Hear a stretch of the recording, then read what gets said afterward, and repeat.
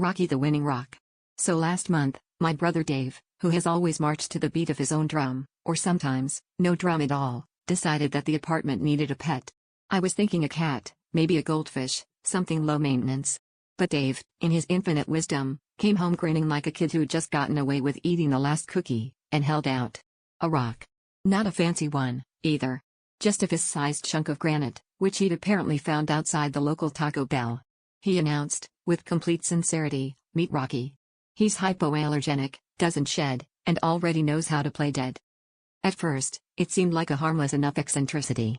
Dave set up a little bed for Rocky, gave him a water bowl, which, frankly, never needed refilling, and even took him for walks, which was just Dave carrying the rock around the block on a tiny leash he made out of shoelaces.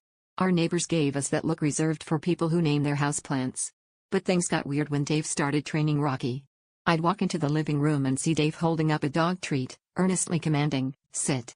And, to Rocky's credit, he never disobeyed. The situation escalated when Dave heard about the upcoming Best in Show contest at the local dog park. He insisted Rocky should enter, for the socialization.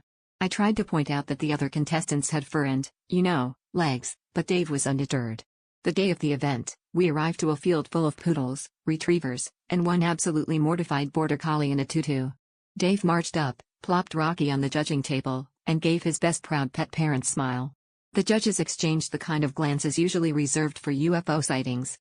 But here's the kicker: after the obedience demonstration, where Rocky, as usual, excelled at stay, and the talent portion, Dave rolled him down a ramp, 10 tenths on the landing. The judges, possibly out of sheer confusion or admiration for Dave's commitment, awarded Rocky the top prize.